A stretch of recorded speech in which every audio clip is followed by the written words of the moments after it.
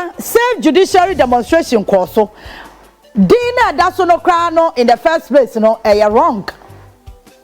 BBS judiciary. One more money abroad must save the judiciary no. One more mom cry na cause more harm than good. Say you will be our person who can save the judiciary. Ghana for one do among some court or musu a woman yat and training. Ghana new adena sama kwa sem dibia. Na wasu se ekwanya ye de ne fashion onu sa di pano e na wo ho kwan se wotimi ka se atemu adwuma no mesira wo mampanyin se wonya bibi mfa ho bara no bo Afenyo Markin na ni abra wodi sa demo yanim a menya sure so wo court no wanya atentrene o ka kire chief justice say wo pese one speaker of parliament twema so wo ruling bi a wode aba wo mrase badwafie mu no ade anche ade ansa saada na within some few hours Supreme Court etimi tena say panel judges Emma get to tokunu Emma ne fair hearing hearing no the man no me pa cho oni ho kwan so obeka che say save the judiciary because BBNC wo ho e wo no ni fam obia court any man of fair hearing me you sure say enka Ghana kra no unko social media sa reactions na ye hu no ka ye nya ba kwekwa ne yakwa yasem no so na no pain and demonstration echo so but one or two issues be ya me pese edi hu enkomo asoman na ye wi a ye misa say the monokra wa mo ye no that's it even worth it and for so was so na because you say over the years woka say constitution na ama Ghana ni bia ho kwan say otimi demonstration a emre bi atwam yenim say sa constitution kro na right na wode ama nkrofo no ye ka kire wo mo say ya ma mo nya demo si aba ma mo ya demo nso amo ekwan ya ye demo fo so kro no mani nka say demo no mo betimi aye biem ti mo ya ba ko a de ade ba ya mo no mo ko amo ma biem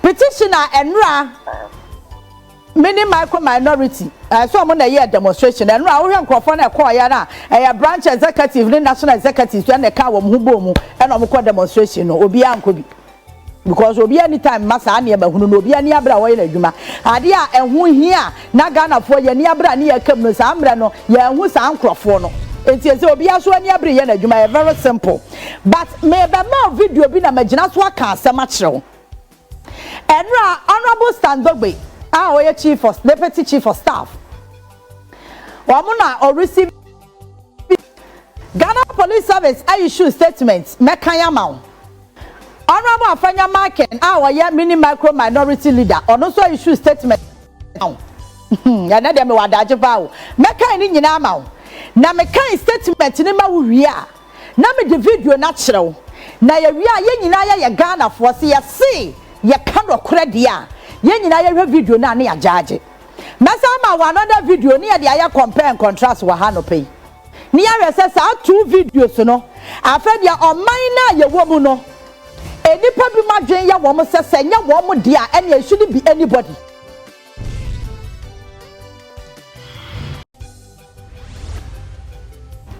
because the things said they are so important than any Ghanaian or Ghana ha. Estimate my Ghana Police Service for statement and answer. Young quick one. Young Kaya no and tem. Ye we are near the Afenyo Markin or no so need no de why you shoe no yanfa and also enka ho ne yankwa tentem. Me we are na fair the videos no e de atoa so amount. Police Service the Awamachoni police invite Honorable Alexander Afenyo Markin to assist investigation into viral demonstration video. Police Service for Kenny.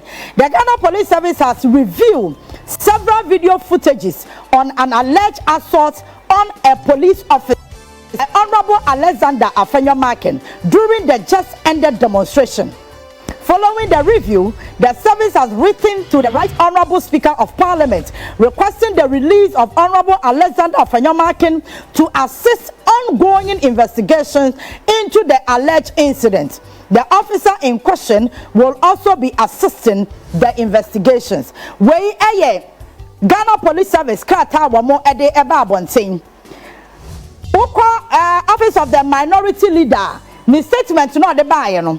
Mekan just 1 2 3 for the first 5 paragraphs and the amount. Now for the akano. Me the to so a wa betimi akan e wo fie. Where incident at Parliament House during the Save the Judiciary demonstration. Maybe emuna metimi akani yam wahu de wom. I write to strongly condemn the reprehensible and disgraceful acts of violence perpetrated against me by a uniformed police officer, Constable Forsen, at the entrance of Parliament House during today's peaceful and highly successful Save the Judiciary demonstration. As the leader of the demonstration, I led the protesters together with the leadership of the other political parties to Parliament, one of the designated stops on our route to formally present our petition earlier. We had delivered copies to the Supreme Court, and from Parliament we were to proceed to the Jubilee House. Upon our arrival at Parliament House, the national organizer and other party leaders had already been granted access. Deputy Minority Leader Honorable Patricia Apiaje and I were then invited by the party's communication director, Mr. Richard Anyaga, to proceed and join them. As I approached the barricade, without any provocation, a uniformed police officer stationed behind the barricade, Constable Forsen, a tall, fair, heavily built officer, deliberately struck the left side of my chest with the full force of his right palm directly near my heart. The impact of the hit raised me, and I was visibly shaking and short of breath. In that moment, I spontaneously protested his conduct, asking why he would seek to harm me. The inspector who was facilitating my access, along with other officers, quickly intervened and assisted me into the restricted area, where I had to lean against the wall at the entrance of Parliament House to prevent myself from collapsing. A national service personnel from Parliament, whom I know, approached and offered me water. 2 CID officers from Parliament also came to check on me and assisted me to a nearby security restroom, where I lay down on a bench to stabilize. But your other one akano, yade atoso into betimi akan. But statement where ya Honorable Alexander Afenyo Markin diabano, there's last line of last paragraph na me kan ma wo no me pacho me pase ya hwa ade bi wo ho. Or say a national service personnel from Parliament wa money pakuro din, whom I know approached and offered me water. National personnel no adoboni di enye ye, because you were able to mention the police officer wa no ne wo so no nya asam wo boni din. Other than national service personnel ni de wo boni din. 2 CID officers from Parliament also came to check on me. Onu so wa Afenyo Markin amom din. Eti e bia no wa chichire gu na bosuo mu okwa police for no asanim na e bia abobo bia chira ma police for investigation. But quick one, Smith for video no to so ne contentem. For video no to so ne contentem. So Afenyo Markin statement you the buy. When my catch say when e sanko for ni delay was say we smart, was say we very intelligent. Ra omo yankophobia asama eyantro obedane na mana ye no kore pepe wo fa asam na obekasa chinye bia ni ho na we dia ye beka cho say video also no lie, because on one try the side of the story, but police ni dia Afenyo Markin and chura ngu krata nim. That is where my concern is. Dia wo di ya police ni no one chura wo krata na say we statement we release here no one chura wo Nambom near Ghana for inches ya who are who claim send the sea, you know, and on a war try to tarnish the image of the police officer. This is a member of Parliament. This is somebody I didn't come Rashaba Johnson, question Rama Ghana. Shall the attitude? because na dwene ye ne say oye nipa chain nipa bi aka wo Ghana hanti no and oh you see way enkofo dwene wo mo so ye de bi ye enkofo bi mra bi atwam Afenyo Markin hu mfumso bi a wo ho one say and then you are involved that be me catch up politicians to say power is transit power emra ye ni nkaso and then the Afenyo Markin is crying like a baby. Afenyo Markin su na no dem ma say yan Ghana for yan kabi mano because e dey na sie post ni bi abono hey Afenyo who can somewhere yan tra eya bie empuma bi to ho kakra na emu ya din a wanya ba bi ahwere pie won ade na ade police ni no and then na we release no wan tro wom yay Chana wodi aba na ye kan no adan na police ni na wo born asum no adan na no wan twira ngum say opia no me so be born asum na ka wa ye fair to yen Ghana fo na ye kan wo letter no but you see what can somebody to say the police ni na ya wo born police ni wanya wo born o eya wo na wadwen ya wo say wo ye nipa che police ni nti no wadwen ya wo say police ni ne de mra ye adwuma nya ya wo de mra de be ye adwuma. Because demonstration be a cost of Ghana. Ya wan krofo a wo mo ne mo kwan e mo wura ba bi ekọ present petition. Any part do say na mo agree on. Some would do parliament ho a wo mo enwura mo for petition no kwa. Wona wo ya minority leader no. If the agreement was for you to also join. Eya den na anyagbom e na wura mo no bom na efre wo. Men can say police in any boa or you're right. But me person what yes, I was who assaulting police in accept that fact. One will say, ya de yo na ya anya woja, ye nya wo fire. One will send ya Afenyo Markin ni abra na wajia jire mu awase de asie na bi nsi da. Hey, ebiasi bebre o. Ebiasi bebre na so samra no na Afenyo Markin wa power nti se nipa na ya de sa de ni din no osuma Afenyo Markin sees nothing wrong with it. Stop galam said demonstration na e course no Ghana for no mo koye sa demonstration na police for chi wo mo ya de wo ko transit ya de wo ni nam police stations ahodo mu ya de bi ni nam nsawom ya de bi no ni nam ha san akayaka de na ya de ye Ghana for no samra no na Afenyo Markin wa power enti wa hunfum so bia wo ho Ghana for ye dede se ekwanya police for de sa Ghana for ne fa so no Afenyo Markin na ma mekasa o wa me dede that's the reason why am aka cho say enkofo we ye hypocrite. Yaka wo bi oye nya atwoma ho a leadership of the New Patriotic Party omo ye nya atwom ha members ni bi wo ho no ma wo mo ankaza hu se de wo mo panyifo na ye no ensem hunu aje so bi a wa blinding na adwen sa me de me party be ye bi am soso so na ka hwe de ade Afenyo Markin de ye post ni ochiro ne letter ni kama de ba say young Ghana for yen kan no wan chiro ntu letter ni mu se ono so punch police ni nanim akama na ana obo amakuma ana be kwada baby se na be ya min collapse Afenyo asem bu ho ya da braka na o ka se we na be ka no na be ma Ghana fire masa ye ni bra bri wo krom ha no se wuni ma ho e ka ho fa ya ni agro ya ni abre papa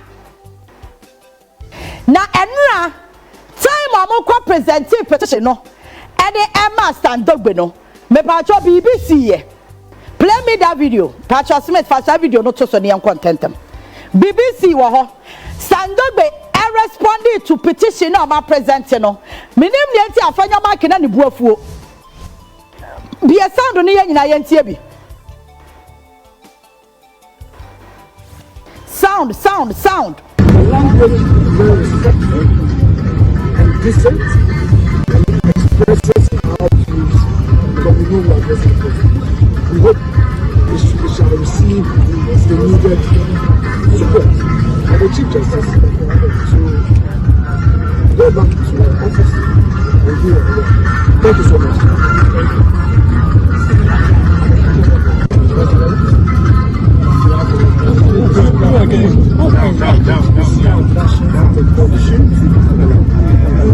you. good for the attention of the president. I think that's a good let me say that we are happy that the process started this morning and has ended very peacefully. That in itself is a very strong message about the democracy that President Mahama wants to instill in their country. If it were the case like this over the past 8 years, I'm sure that the retaliatory politics that you talk about wouldn't have been the case. You referencing retaliatory politics is an admission that the 8 years of President Afenyo were not the best in this country. You can be assured, however, that President Mahama, as every Ghanaian knows, is not that politician. President Mahama does not believe in retaliatory politics. He's described as, too much of a father for all kind of presidents. Everybody knows that. Whatever actions that are being taken now, whatever decisions that are being taken now, as everybody knows, is in line with the provisions of our 1992 Constitution. Indeed, before President Akufo-Addo left the presidency, he himself has started a second process where issues were brought to him about the chief justice, fed them to the Council of State. And that is what President Mahama has done. It is not about retaliating on something that was done by the previous administration against President Mahama or the NPP. So the process that is ongoing is constitutional, and I do believe that if the committee that has been set, completes its work, whatever decisions that they make, just as the Council of State's advice to the President was binding on him, it will be binding on him. I can assure you, and the people of Ghana, that. And Afenyo Markin Buofu said, stand up the response and not the man, that's a one to know once it. Now, many will crack or something. What's here, say? What are response now? No, stand up with the Mauna, a chance of petition or respond. Wait, I won't hear the quartet president, you or the president will near that because, well, you see, these people are good at shifting attention. My country said there are so many scandals. Now me know as I know me can't kai Ghana for say scandal bishop baby because you see Sadia where ya wo ye no. Enti bi ma ye renfi ECG container na nya tabanya to know. And now me show no bu Afenyo Markin demonstration ya say. And the near branches I was say ya kan adubu ahe na ono de wo man Ghana. Wadi ye sika agro atopre.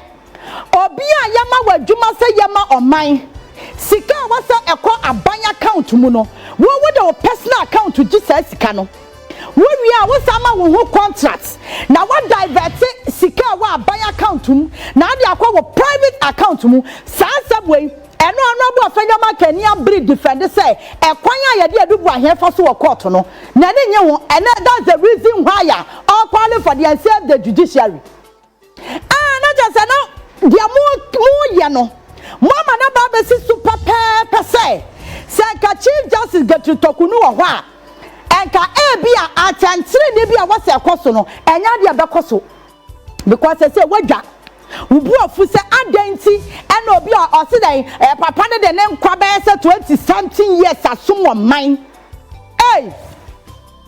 edu wasum man no 20 something years unim say yakra ne ama no opportunity Ghana ni ben when you opportunity na adubu ahe no wanya bi no Ghana for no mo NPP for no ko mo di machi no mo ye chobo ye no emu dudu asa na mo appointment ye te se adubu ahe wasa de sa na appointment no nya ye na sa wia wo man no ni ye kan wasa ma save the judiciary because ekwanya ye de papa ne nam so wo court no wani nye ho Afenyo and you see I'm develop tactics bi. And it's one mama will for the Danny Assam no chance or Musi Assam to say. It's Fitianra, who's here NPP for you almost so police in the D can't buff and your marking. I deliberate one must shed that. Your mother say, my young man, some no quad, my catcher, some propose one through or more. Who didn't check? Siakasa obi otimi din tro pa nkrofo we wo mo ye champions obetimi din tro ma wo gina ho a wadwen be ye say ye nokre na ka ye no ne say na amen say obi a wabọ micro no ni e de nipa na ekwakoto a ekwan asem ne wakoto wo say wo problem with it hey chesena say wan kasa kra no Wusuro say bia wuso dia wo ye ne do be kokot nti well the whole thing doesn't make sense, so it doesn't even add up. And then you see the container and Afenyo Markin one can wasem biem. There are so many questions that we need to ask. And we are almost shared and it's a demonstration full way ever give the whole Ghana attention. Meanwhile, and no President Mahama ya dear BC da. And no be follow Jubilee House. Proceedings be who say one more President Mahama can say we are my point here by 31st March. I was say what declare was it. One more man, you know, what 4 months salary. This is something the BC that Akufo-Addo will never do it. Bawumia will never do it. And one more by close of and so I want file by close of today. Where you ready? One president Baina. Or the political party members are one more appointment and him. No one can say I'm natural woman. And you see, idea where you are the papa airport so Afenyo Markin him say Ghana one or two samna Ebama NPP now that keep fit club on Afenyo the about them crown kuo. Eti mayenya bibia eba shift Ghana for attention to us. Ni akasa bibia nsi wa Ghana o. We see me pesa Afenyo market here say we see wa Ghana. Sa de na anu amoye no we see wo kuro nim. On buy no we are still on course. One will say their dollar about from. One will say their petrol boy about from. Huh? And yema, was a customer young Ghana for you who told you, and you demonstration, you can't say, keep fit and I'm quite low. And you're not here young. Not must I said that at a chin, throw, and your some crop for noon, so I'm a quamaka person in the D car wall. Now all your police in here with China where ya, then young China whoopers would do good police in the swap. Video no lie, video no ho. Yenyina yenim say na obi a police ni bo woma wakoma. Wontimi nya wo hwe. You have the energy to even stand there and argue with the police officer after punching him. That be organ for ya analyze bibi o mo for video ne bra. Afenyo Markin say police ni no na di kan bo no. E ma cha say nye ni pon the be mu anko collapse ye. But the same Afenyo Markin no enya energy at the spot. Ejina honi person ni no eyi ya no adabraka. Who didn't try? Eya de biempoma to ho. Obi a ya bona na koma etie. Ankrofo ba chi no de na kwakwa gira bronsan ho. Ama national service personnel abra ni nsu am na nom. Ama 2 CID officers abefa na kwa restroom. Me ba cho de gina ho no. Me pa cho wey. Sa Afenyo Markin klemu say Post in no na can born no me pacho de course we after say post in no pon the born and pa where after say Afenyo Markin e bo police ni no e mo ma ne kwama ni wuram etu obi a ya bo ama chese wakoma ya atia to yam wutimi sanya energy e gina ho de post ni yiyi ano na aka say Ghana for yam kra ho wo ka say ahuru anim kosoro what can say about politics now? Mo be ya ni mra bi atwamu no. Eno ne da so wom. He ye wo new era o. Ye wo new era. Ade bia ni wa wo be ya Ghana ha. Ade aka say ye muwa wa ni ye muwa wo. Hwe mo mame Sam George old video no. Yet na Ghana ha. Emma vigilante. Me pa cho we kwa de nya post ni o. Na fa de no kwa cho so vigilante.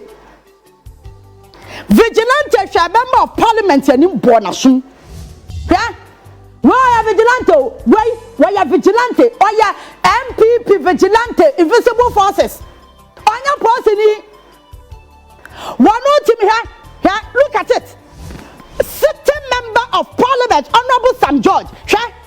Wait, and your person, or vigilante. The so-called national security. I almost say invisible forces for Edward Mukogumuno.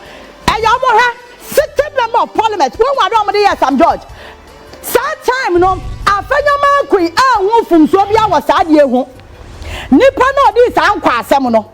Yet a short committee will come her. I could see sign recommending issue amode ba ya sen kasa ankrofo ne ya twe wo maso no me ba twa ya twe wo maso ana now wo member of parliament what me aranyame anim police officer in uniform what bodasum ye ka wo be din tro aba kasa police ni na di ka bo e ma wakoma ya wo ya na nyanya me kura ni di pe ba mu aka collapse ye ba wonya energy e di police ni gina ho to bi mane no obi ani abo wa wakoma ya tiato a wo collapse no wunya energy gina ho any person ni yi ano enti exit after say we person ni no yi so no ena na wo collapse na say emu de ahia because asam na mu na ho honorable Afenyo Markin, listen to me carefully. Sa attention na mo person mo shift no emfa you know why you see the containers na atuo no nyansa bia anim yantra o mamu me yan fa ye sika nkokra niema ema kwabrane enkohye baabi se container no ni cable so se hwan no se wo wie o se wo ye de e container fita container enya no ma na atu mo di ade bia atu wo mo era bia ya ade ani ntaban excavator si we eni ntaban ba mo time atu ena mo time fita containers enu so tu me pa cha hwe niamo ya no ma ye refi ECG containers ye tu afa wiem dia mo ye no ema ye refi national service and samanfo a wo mo gi pay na atiasefo anyi pay na kwam de wo mo na national service fo wo mo issue statement adechi ade ase nyina na mo de nkrata ba mo twa ye ka o sa na samanfo bi hye baabi gi atiasefo sikadi eti sa national service scandal no ye rent me fi sa de we ema ye refi ye be hodo attorney general kwesi se sa ade no obe prosecute. And if that the reason why your money abra, the judiciary, or be a judiciary on the DSC or on any save, you know. Ah, problem now, honor, and only saving now, Quabantina could be Sagana for. Quadrumna could be Saya Mammy or Motoniama. One Omora TV now, Mamma, when your mother's almost Jomuton, the internet, or Magno for more, or more Jane Papa. One more J pass, I will point for the Yansa will come her. A young mammy was ready for. Look, I will quote the war torn in your man said, okay, can you and no cry a massive more. And to Mamma your mother say, more ya, dear Biama Ghana phone will say, oh, Bibiancio. At the Bonina said Judiciary, I was there too. And then a man from extended a arm of Weno party. Ghana Bar Association. I don't know man from, and I'm from no so mama. Ebi ebinum kura woman eja. Except Bar Association member ya Afenyo Markin. Ah, a member. Send na be a member. In the extended version, arm of NPP. A Ghana Bar Association. Woman you baby. Move to me shift attention. How to na ya Dr. Baumia up na. Woman no mo ya turn electricity anu omo ti ye no. Ye review. Ye kaipa. Kano foriata dia yase wamna me ya no so wa yare da ne ho nto no the money dede na mo ya no enti magana for ye remfi amena na mutu ye na we ya we ya kire ya ba bia me we cantonment we ya kire ya amena na mutu ya mu de $52 million and the two sa amena sa muti mu si asore da ne we ya kire ya enti ye rent me fi Sky today na me ma mo si mu de $2 million ekoya visibility studies no ye rent me fi o dia mo ye ni rent me divert your attention da I'm telling you